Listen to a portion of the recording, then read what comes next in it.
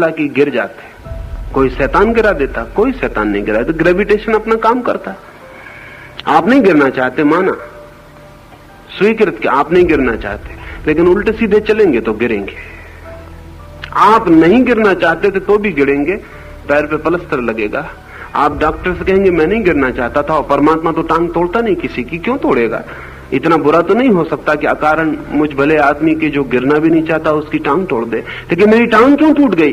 तो डॉक्टर वही उत्तर देगा जो कृष्ण ने दिया। डॉक्टर कहेगा ग्रेविटेशन की वजह से, जमीन में गुरुत्वाकर्षण है, आप कृपा करके संभल के चलें। उल्टे सीधे चलेंगे तो ग्रेविटेशन टांग तोड़ देगी। क्योंकि प्रत्येक शक्ति अगर हम उसके अनुकूल ना चलें तो नुकसान पहुंचाने वाली हो जाती, अगर अनुकूल चलें तो नुकसान पहुंचाने वाली नहीं होती। प्रत्येक शक्ति का उपयोग अनुकूल और प्रतिकूल हो सकता है।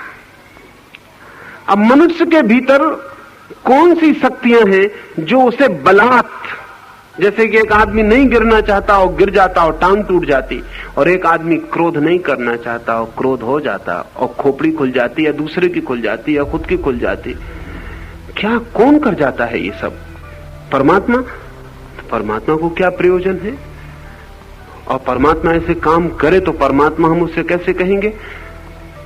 कोई कहेगा शैतान, कृष्ण नहीं कहते। कृष्ण कहते हैं सिर्फ जीवन की शक्तियां काम कर रही हैं।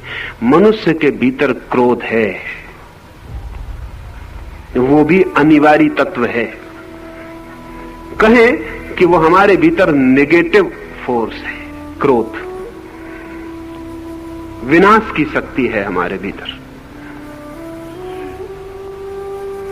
प्रेम हमारे भीतर निर्माण की शक्ति है,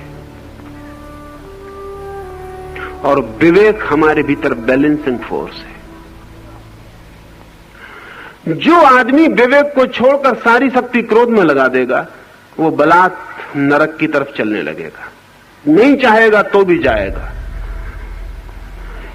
जो सारी शक्ति प्रेम की ओर लगा देगा, वो बलात् स्वर्ग की ओर जाने लगेगा, चाहे चाहे और चाहे ना चाहे।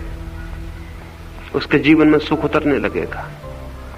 और जो आदमी बैलेंस कर लेगा और समझ लेगा कि दुख और सुख और दोनों के बीच में अलग, वो आदमी मुक्ति और मोक्ष की दिशा में यात्रा कर जाएगा। इसलिए हमारे पास 3 शब्द और समझ लेने जैसे हैं, स्वर्ग, नरक और मोक्ष। स्वर्ग में वो जाता है जो अपने भीतर की विधायक शक्तियों के अनुकूल चलता है, नरक में वो जाता जो अपने भीतर विनाशक शक्तियों के अनुकूल चलता है, मोक्ष में वो जाता जो दोनों के अनुकूल नहीं चलता, दोनों को संतुलित करके दोनों को ट्रांसेंड कर जाता, परा हो जाता, अतीत हो जाता है। कृष्ण कह रहे हैं शक्तियां हैं, और इन 3 शक्तियों के बिना जीवन नहीं हो सकता है। इसलिए अर्जुन, कौन तुझे धक्का देता है ऐसा मत पूछ,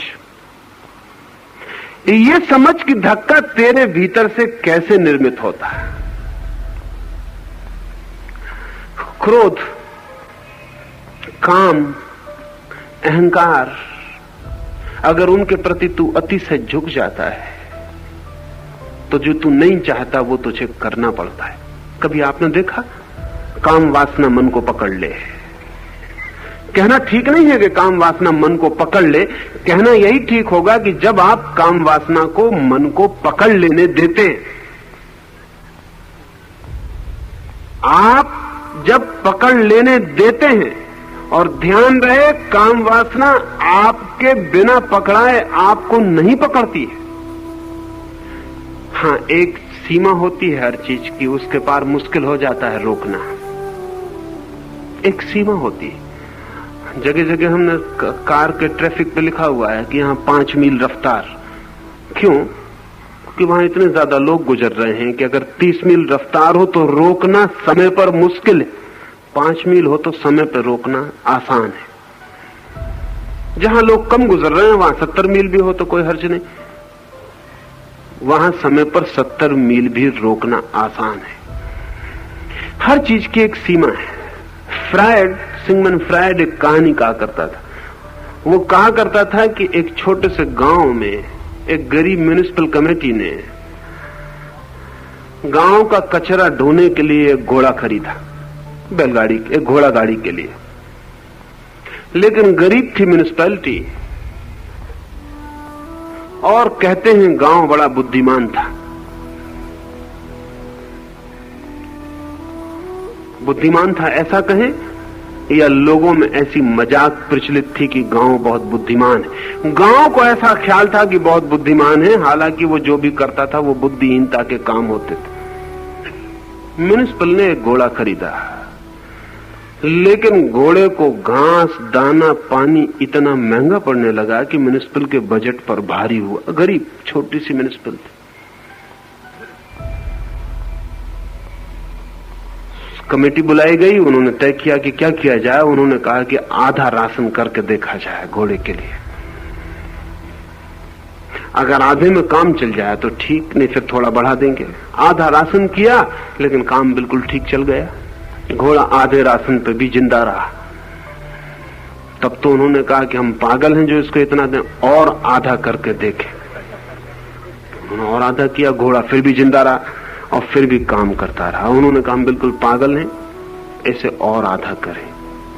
और भी आधा कर दिया। घोड़ा मुश्किल में रहा, लेकिन फिर भी किसी तरह काम करता रहा। म्युनिसिपल कमेटी ने कहा कि हम बिल्कुल नासमझी कर रहे हैं, अब राशन बिल्कुल बंद कर दें। राशन बिल्कुल बंद कर दिया। जो होना था वही हुआ, घोड़ा मर गया। एक सीमा थी जहां तक घोड़ा कम राशन पर भी काम किया, फिर एक सीमा आई जहां से काम नहीं कर सका। हमारी प्रत्येक वृत्ति की सीमाएं हैं, जहां तक हम उन्हें रोक सकते हैं और जहां से फिर हम उन्हें नहीं रोक सकते। एक विचार मेरे मन में उठा, शब्द बना मेरे भीतर। अभी मैं आपको न कहूं तो रोक सकता हूं, फिर मेरे मुंह से शब्द निकल गया। अब इस शब्द को वापस नहीं ला सकता। एक सीमा थी, एक जगह थी, मेरे भीतर विचार भी था, शब्द भी था, ओंठ पर भी आ गया, फिर भी मैं रोक सकता हूं। फिर एक सीमा के बाहर बात हो गई, मैंने आपसे बोल दिया, अब मैं इसे वापस नहीं लौटा सकता। अब कोई उपाय इसे वापस लौटाने का नहीं है। एक जगह थी जहां से वापस लौट जाता। क्रोध एक जगह है जहां से वापस लौट सकता है, लेकिन जब उस जगह के बाहर निकल जाता है उसके बाद वापस नहीं लौटता। काम एक जगह है जहां से वापस लौट सकता है, जब उसके आगे चला जाता है तो फिर वापस नहीं लौट सकता। और ध्यान रहे, बड़े मजे की बात यह है कि उस सीमा तक जहां तक काम वापस लौट सकता है, उस समय तक आप उसको सहयोग देते हैं, और जब वो वापस नहीं लौटता तब आप चिल्लाते हैं कि कौन मुझे धकाया जा रहा है, परवश कौन मुझे बलात् काम करवा रहा है। इसे ठीक से भीतर समझेंगे तो ख्याल में आ जाएगा। एक जगह है जहां तक हर वृत्ति आपके हाथ में होती है, लेकिन जब आप उसे इतना उकसाते हैं कि आपका पूरा शरीर और पूरा यंत्र उसको पकड़ लेता है, फिर आपकी बुद्धि के बाहर हो जाती है। फिर आप कहते हैं कि नहीं नहीं, और फिर भी घटना घट के रहती है। तब आप कहते हैं कौन बलात् करवाए चले जाता है, जबकि हम नहीं करते हैं, कोई नहीं करवाता। शक्तियां करती हैं, लेकिन करवाने का अंतिम निर्णय गहरे में आपका ही कोऑपरेशन है, आपका ही सहयोग है। कृष्ण इतना ही कह रहे हैं कि कोई बैठा नहीं है पार तुम्हें क्रोध में, काम में, युद्ध में, लड़ाई झगड़े में ले जाने को। प्रकृति के नियम हैं, अगर उन नियमों को तुम समझ लेते हो और समता को, संतुलन को उपलब्ध होते हो, अनासक्ति को, साक्षी भाव को उपलब्ध होते हो, विवेक को, श्रद्धा को उपलब्ध होते हो, तो फिर तुम्हें कोई फिक्र करने की जरूरत नहीं। फिर जो भी होगा परमात्मा पर। लेकिन जब तक तुम ऐसी समता को और अनासक्ति को उपलब्ध नहीं होते, भीतर तुम आसक्ति को पालते चले जाते हो, बारूद में चिंगारी डालते चले जाते हो। फिर जब आग भड़क के मकान को पकड़ लेती, तब तुम कहते हो मैं तो चाहता नहीं था कि आग लगे, लेकिन यह आग लग गई है। बारूद का नियम है, धर्म है, वो आग लगा देगी। तुमने चिंगारी फेंकी, चिंगारी का धर्म है कि वो आग पकड़ा देगी। और जब बारूद भड़क उठेगी तब तुम छाती पीटोगे और चिल्लाओगे कि ये तो मैं नहीं चाहता था। कभी आपने देखा एक आदमी हत्या कर देता है। दोस्तोवस्की का एक बहुत